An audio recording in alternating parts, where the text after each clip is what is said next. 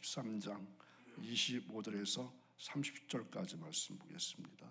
한 절씩 교독합니다. 집주인이 일어나 문을 한 번 닫은 후에 너희가 밖에 서서 문을 두드리며 주여 열어 주소서 하면 그가 대답하여 이르되 나는 너희가 어디에서 온 자인지 알지 못하노라 하리니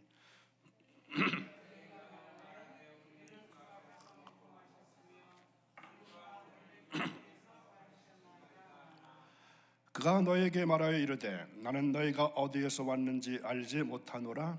행악하는 모든 자들아 나를 떠나가라 하리라.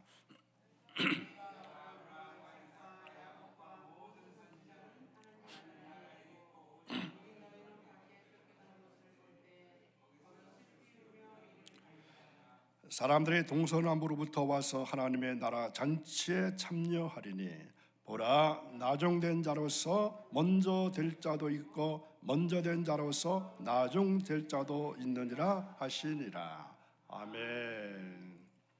대림절 세 번째 주간 월요일 새벽을 깨우시고 거룩한 주님이 올라오신 여러분들에게 꿈만 같은 좋은 일이 일어나서 신앙의 아름다운 간증자들이 다 될 수 있게 되기를 주님의 이름으로 축복합니다. 요즘 우리나라 여러 분야에서 심각한 문제점을 지켜보면서 이 각계 원로들이 앞장서서 이 참회 운동을 벌였던 적이 있었습니다.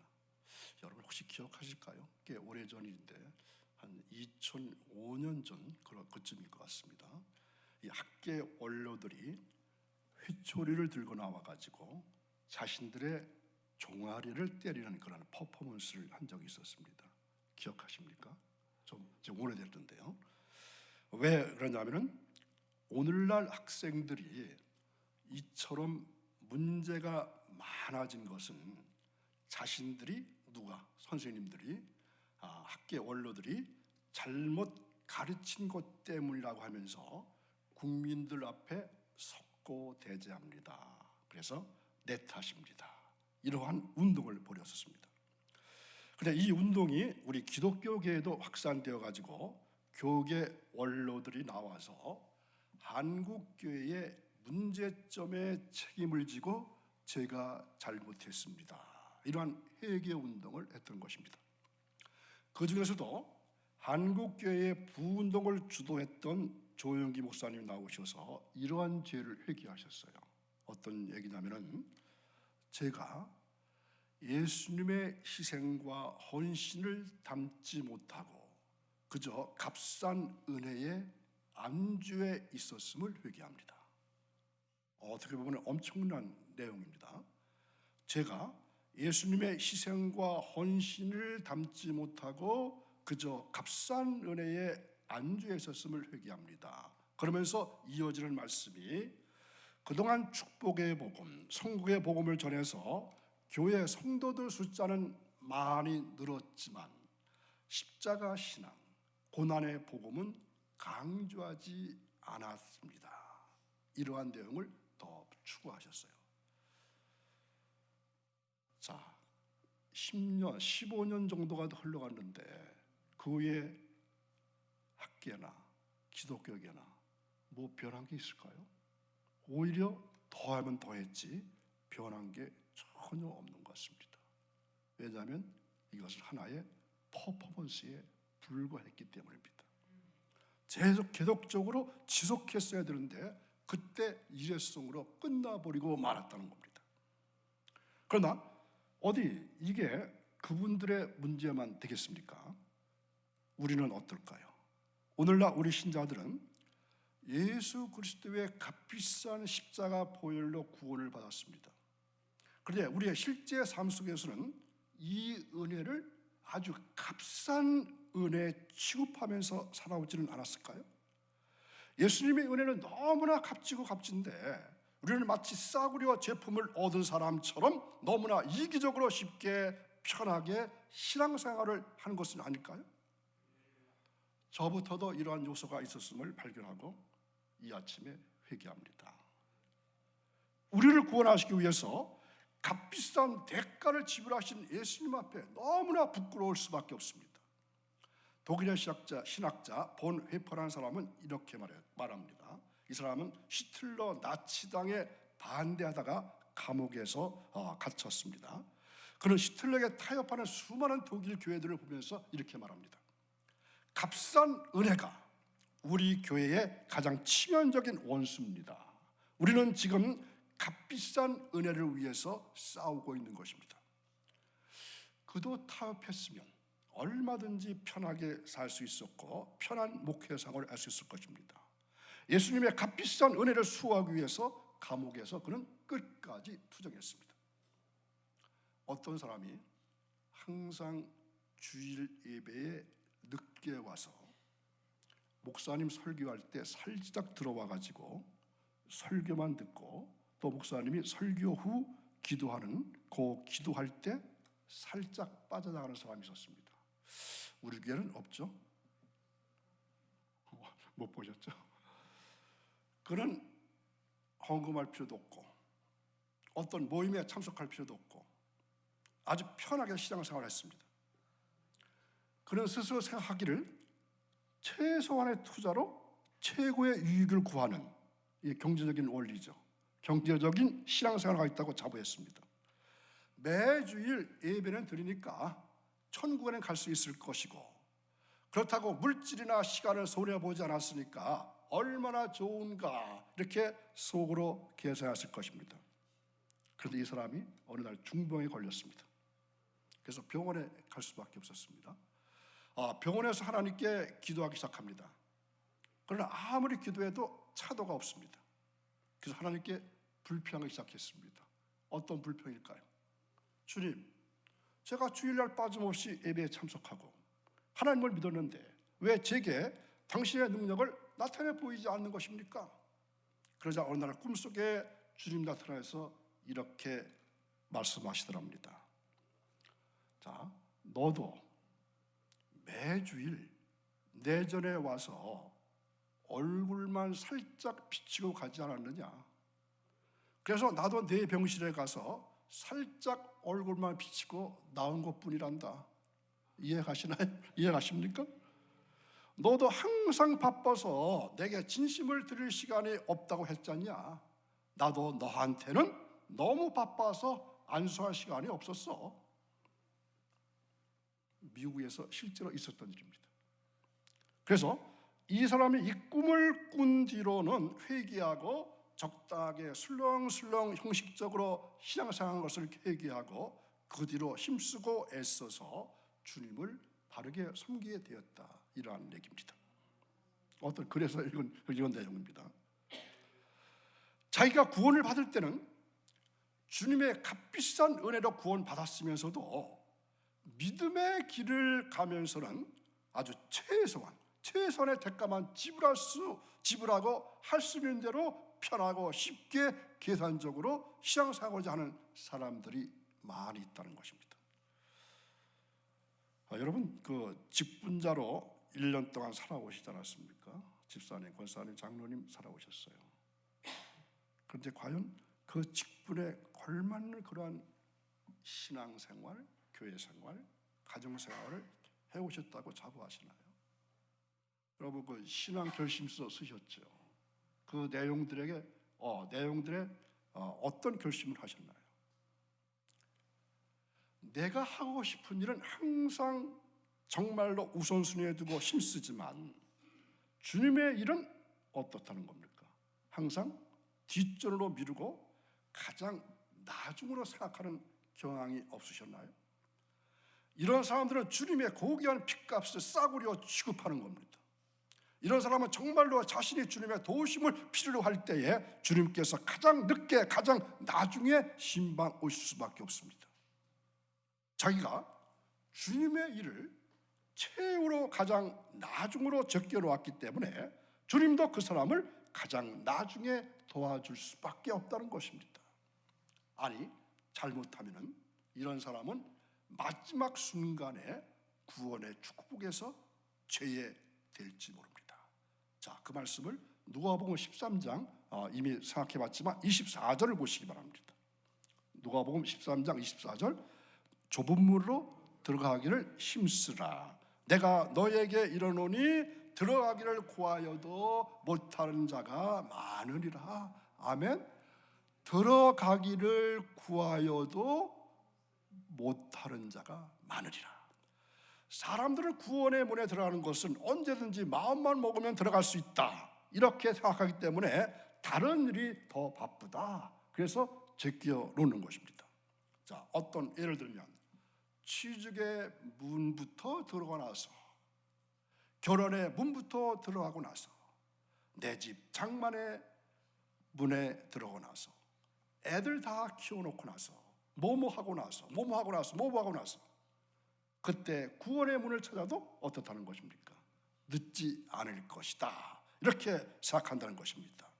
그러나 예수님께서는 분명히 말씀하십니다. 나중에 들어가기를 구하여도 어떻더라? 들어가지 못하는 자가 많을 것이다. 자, 25절을 보십시오.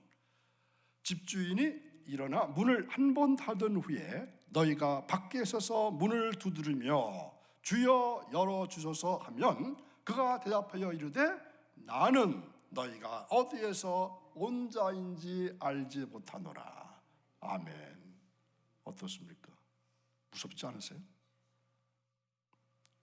구원의 문이 항상 열려있는 것이 아닙니다. 구원의 복음은 기차역 대합실처럼 항상 24시간 열려있는 그런 싸구려 복음이 아니란 말입니다. 하나님은 자비와 은혜와 긍휼이 풍성하신 분이신 것은 틀림없습니다. 그러나 항상 그렇게 자비만을 베푸시는 무월호인은 또 아니시란 말입니다. 노아의 홍수 때를 보십시오. 그들이 끝까지 회개하지 않자 마침내 홍수 심판은 시작되었고 노아의 방주의 문은 어떻습니까? 닫혔습니다. 우리가 부른 찬송가처럼 한 번 닫힌 절대로 열리지 않습니다. 구원의 문은 반드시 닫히는 때가 있다는 것입니다. 그런데 문제는 그때를 아무도 모른다는 사실입니다. 오직 집주인이신 하나님만이 아십니다. 자, 오늘 말씀에서 예수님께서는 우리가 믿음의 길을 가되 어떤 자세로 믿음의 길을 가야 하는가 분명하게 가르쳐주고 계십니다. 여러분들이 오늘 말씀을 통해서 세상에서 가장 값진 구원과 영생을 얻기 위해서 과연 어떤 삶을 살아야 하는가를 배울 수 있기를 바랍니다. 예수님은 좁은 문으로 들어가기를 힘쓰라고 말씀하시고 그 다음에 들어가기를 구해도 못하는 자가 많으라고 하신 말씀에서 주의 이름을 부르는 많은 사람들이 하나님 나라에 들어가지 못한다는 경종을 울려주십니다. 집주인이 문을 한 번 닫은 후에 너희가 밖에 서서 문을 두드리면서 열어주소서 이러한 말씀이 나오죠. 이 문은 어떤 문? 좁은 문을 가리킵니다. 좁은 문이란 곧 구원의 문이고 천국의 문을 말합니다. 그렇지만 이 문은 언제나 열려져 있는 것이 아닙니다. 언제인가 분명히 닫힐 날이 올 때가 있습니다. 이 날은 예고해서 이르는 것이 아니라 도적같이 갑작스럽게 온다고 했고 임신한 여인에게 그 해산이 갑자기 이만같이 온다고 말씀하신 것입니다. 누구든지 평소에 이 문을 통과하지 않으면 한 번 닫힌 후에는 절대로 들어갈 수 없음을 분명히 알아야 합니다. 준비하지 못한 자들이 두드려야 할 문이 성경에는 여러 개가 있습니다. 자, 오늘 세 가지 문을 살펴보도록 하겠습니다. 아마 들어보신 분이 계실까요? 보호처의 문 들어보셨나요? 보호처. 환난 날에는 예비하지 못한 처녀들이 밖에서 두드리는 문이 있습니다. 이 문이 바로 보호처의 문입니다. 보호처란 7년 대환난 기간 중 후 3년 반의 대환난에서 보호를 받는 하나님의 예비처를 말합니다. 자, 요한계시록 12장 6절 그 여자가 광야를 도망하며 거기서 1260일 동안 그를 양육하기 위하여 하나님께서 예비하신 곳이 있더라. 아멘. 예비하신 곳이 있더라. 만약 이곳에 들어가지 못한다면 그 사람은 무서운 환난에 떨어져야 합니다. 그는 이때의 문을 두드릴 것입니다. 그러나 그때는 이미 시기가 늦었습니다. 환난이 다 끝날 때까지 그 문이 열리지 않을 것입니다. 이 문에는 지팡이 같은 갈대로 측량하는 측량에 합격해야 들어갈 수 있습니다. 이 측량은 하나님의 성전과 제단과 그 안에서 경배하는 자들을 측량한다고 할 것입니다. 이 자는 어떤 자일까요? 말씀의 자요, 진리의 잣대입니다. 이 자에 불합격한 자들은 한 번에 떨어지는, 환란에 떨어지는 것입니다. 그렇다면 누가 불합격자일까요? 바깥마당에 속한 자, 바깥마당에 속한 자. 우리 교회 같으면은 주차장에 속한 자, 주차장 땅만 밟고 돌아가는 자. 바깥마당에 속한 자는 외식하는 자 또는 세상에 속한 자를 말합니다. 불합격자는 42달 동안 적그리스도에 의해서 짓밟힘을 당하게 됩니다. 그리고 두 번째 문이 공중휴거의 문입니다. 마지막 환란 끝에 가서 이 땅에는 무서운 하나님의 심판이 내려지게 될 것입니다. 그 심판은 7 대접 심판으로 나타날 것입니다. 이 대접 심판은 바로 인류 최후의 심판을 의미합니다. 이 심판에서 구원받기 위해서는 공중으로 휴거되어야 합니다. 공중으로 올림받아야 합니다. 하나님께서는 이 같은 재앙에서 그리스도인들을 보호하기 위해서 모든 성도들을 하늘로 끌어올릴 때가 반드시 있다는 겁니다. 그것이 어떤 사건? 공중휴거 사건, 이렇게 말합니다. 그러나 이 휴거에서 떨어지는 무리들이 있습니다. 어떤 무리들이죠? 그들의 이마에 무슨 표? 짐승의 표인 666표를 받은 사람들입니다. 이들은 닫혀진 문 밖에서 적그리스도의 혹독한 통치를 받게 될 것입니다. 그리고 그 대환란 중에서 죽임을 당하든가 아니면 마지막 하나님의 심판의 표적이 될 것입니다. 그리고 또 하나 문이 천년 왕국의 문입니다. 그리스도인들은 천년 왕국의 축복의 문으로 들어가는 것입니다. 그러나 이 문은 언제나 곧 닫혀질 것입니다. 이것은 어린 양의 생명책에 기록된 사람만이 들어갈 수가 있습니다. 이곳에 들어가지 못하는 사람들은 7째 대접으로 내리는 재앙으로 불 가운데서 멸망받게 되는 것입니다. 자, 3가지 문 기억하시기 바랍니다. 그러면서 열어달라고 말하는 그들은 이미 문이 닫힌 후임을 알게 될 것입니다. 이들은 주님을 향해서 어떻게 요청한다고요? 주여 열어주십시오. 열어주소서. 그는 어떤 의미가 있는 거죠? 주님 열어주십시오. 이러한 의미는 어떤 의미가 있어요? 자기는 주님을 잘 알고 있는데 억울하게 문이 벌써 닫혔느냐, 이러한 어투입니다. 이에 대해서 주님의 선언을 들어보십시오. 27절. 그는 너희에게 말하여 이르되 나는 너희가 어디에서 왔는지 알지 못하노라. 행악하는 모든 자들아 나를 떠나가라 하리라. 아멘. 문을 열어주십시오 할 때 어떻게 말씀하신다고요? 나는 너희가 어디서 왔는지 몰라. 주님은 모른다고 하십니다. 오히려 그들에게 행악하는 자들이란 책망을 듣게 된 것입니다. 이들은 자기들이 주님을 섬기고 따르는 일에 대해서 말합니다. 우리는 주님 앞에서 먹고 마셨다고 했습니다. 그들은 먹고 마신 일을 했을 뿐입니다. 이 먹고 마신다는 말은 좋은 일이 아닙니다. 이미 말씀을 나눴지만 누가복음 12장 45절에 보면은 주인이 더디 오리라고 한 악한 종들이 먹고 마시며 취했다, 이런 말씀이 있었습니다. 이것은 주님을 위하여 사는 그리스도인의 생활이 아니라 세상에 속한 생활을 말합니다. 다음에 주님은 우리를 길거리에서 가르치셨다고 말씀합니다. 그들은 길거리에서 가르침을 받은 것뿐입니다. 그들은 성전과 제단과 그 안에서 경배하던 자들이 아니요 성전 마당만 밟았을 뿐입니다. 그들에게는 예수님이 친숙한 것처럼 보였지만 그러나 주님은 그들을 전혀 알 수 없다고 말씀하십니다. 주님께서는 주님을 그 마음에 영접한 사람만 아실 수 있습니다. 이들은 결국 닫혀진 문 밖에서 슬피 울 수밖에 없겠지만 이 잔치에 들어가기 위해서 예비한 종들은 그곳에 들어가서 말할 수 없는 기쁨을 누리는 것입니다. 그래서 천지 차이가 바로 이겁니다. 천지 차이가 별거 아닌 것 같죠? 천만에요. 정말로 천지차입니다. 하나님 나라에는 순서적으로 들어가는 것이 아닙니다. 자기의 교회의 직위를 내세우지만 그것이 상관이 없습니다. 나중 들어온 사람이 먼저 그것에 이르게 되는 것입니다. 예수 믿은 연유를 말하지만 그것도 상관이 없습니다. 진심으로 그리스도를 믿는 사람이라면 그는 그 누구보다도 먼저 들어가는 것이 바로 하나님 나라입니다. 그러므로 밖에서 문을 두드리는 자가 되지 말아야 합니다. 자, 어느 날 어떤 성의 성주가 산책을 나섰습니다. 저쪽을 보니까 어떤 젊은 정원사가 열심히 일하는 모습이 보였습니다. 가까이 가서 보니까 그런 나무로 만들어진 화분에다가 조각을 하고 있었습니다. 성주는 그 청년에게 물었습니다. 여보게, 이렇게 일한다고 임금을 더 주는 것도 아닌데 왜 이런 새벽부터 이러한 일을 하지? 그 청년이 대답합니다. 이 정원을 아름답게 가꾸는 것이 저의 직무입니다. 그리고 저는 이 정원을 아주 사랑합니다. 그래서 저는 보수와 관계없이 아주 기쁘게 일을 하고 있습니다.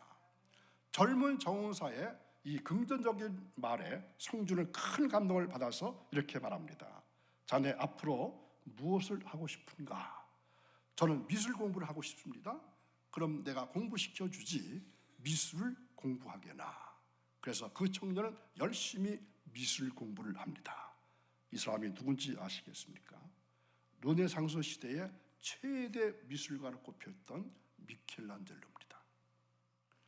우리는 신앙이면 신앙, 가정이면 가정, 직장이면 직장, 이 작은 일에 충성한 사람이 되어야 합니다. 그 사람이 바로 어떤 문으로 들어간 사람? 좁은 문으로 들어간 사람입니다.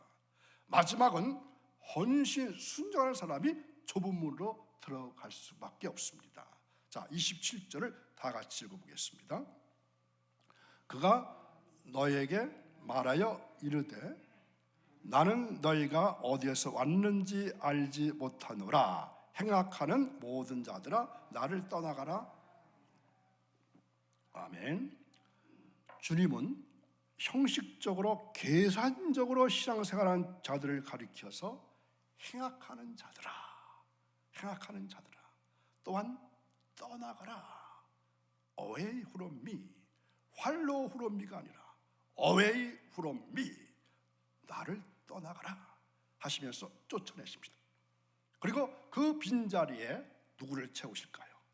동서남북으로부터 온 이방인들, 새 양들, 나중에 온 사람들로 채우십니다. 그때 아무리 문고리 잡고 슬피 울며 통사정해도 소용이 없습니다.